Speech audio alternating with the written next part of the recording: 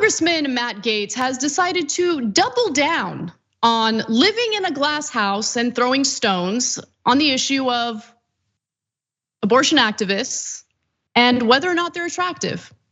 Now, Matt Gaetz, who has to pay people for sex, and he's literally being investigated about that by the DOJ, wants to make a point about how women who are fighting for abortion rights are just not attractive. Here's what his original statement was. Have you watched these pro-abortion, pro-murder rallies? The people are just disgusting.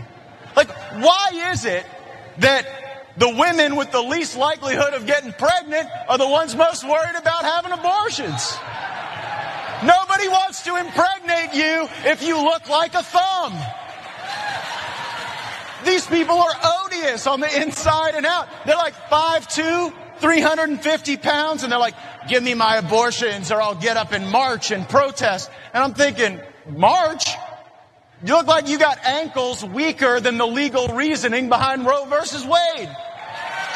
A few of them need to get up and march. They need to get up and march for like an hour a day, swing those arms, get the blood pumping, maybe mix in a salad. Interesting commentary for a guy who likes to fillet former President Donald Trump every opportunity he gets. An obese former president who can't be bothered to exercise because he has deluded himself into thinking that there is a finite amount of energy within us, and exercising depletes that energy, which is really, really bad for your health. Anyway, but when Matt Gaetz was asked about those comments, he did decide to double down. So let's hear what he had to say about that. I'm very pro-life, and I make no apology for it. And I'm grateful that Roe has been overturned and that Dobbs is now the jurisprudence on abortion. And I find these people who go out in these pro-abortion, pro-murder rallies odious and just like ugly on the inside and out. And I make no apology for it.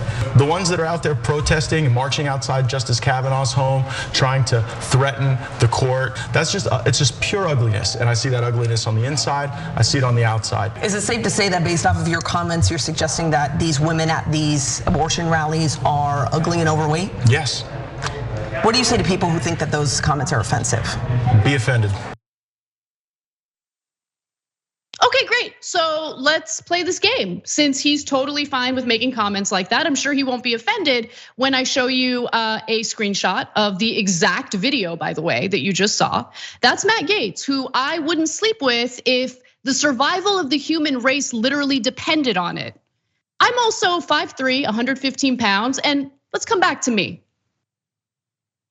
Want to protect abortion rights, want to protect reproductive rights, and if I do say so myself, not an unattractive person, much like many of the other women out there who are fighting the good fight to ensure that we protect our rights, protect the relationship that we have between ourselves and our doctors, protect our decisions about our own bodies.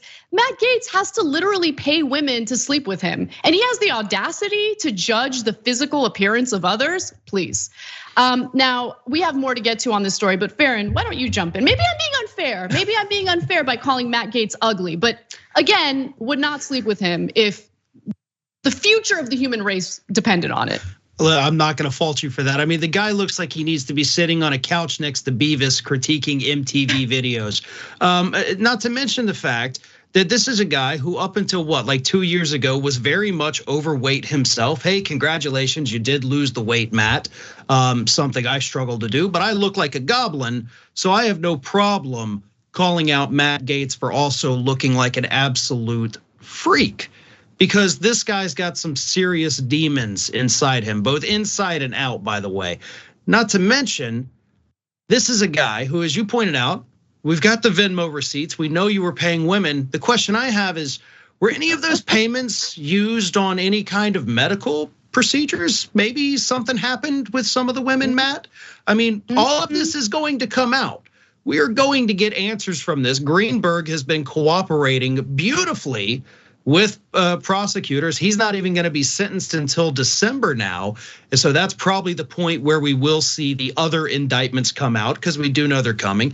Gaetz' ex-girlfriend has been testifying. So this guy is out there running his mouth, talking about one, legal issues he doesn't even fully comprehend because he spent a year out of law school before he was elected to office.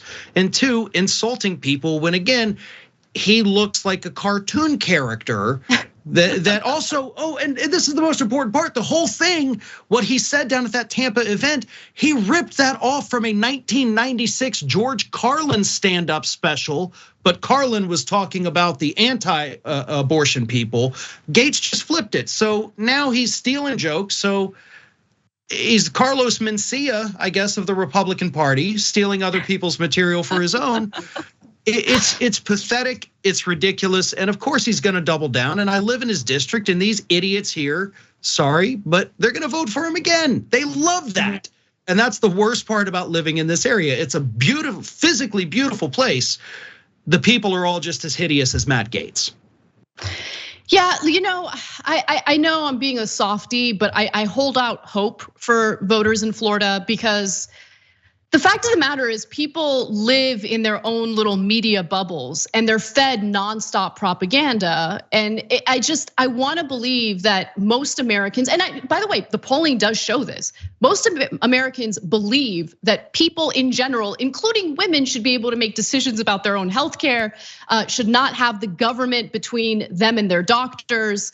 And so I just wanna believe that if people were better informed by not existing in whatever media bubble they exist in, maybe they would rethink some of the policies coming from people like Matt Gaetz, which, by the way, what are the policies for Matt Gaetz? Other than engaging in manufactured culture wars, intentionally saying egregious or inflammatory things for attention. Like, what does Matt Gaetz really do for the people in his district in Florida? Nothing. Has he improved their lives in any way? No.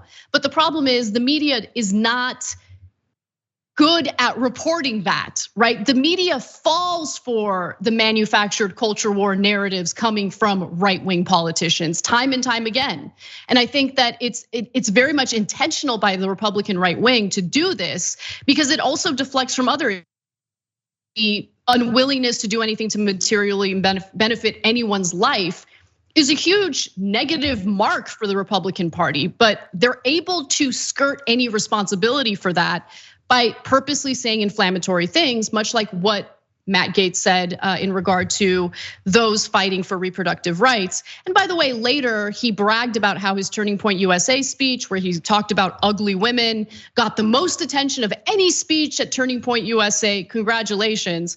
But I should also note that one of the women he went after, a woman named Olivia, who's also a fighter for reproductive rights, was able to raise $35,000 for an abortion fund in less than a day after Matt Gaetz specifically attacked her and the way she looks. So if you want to keep attacking Matt, have at it.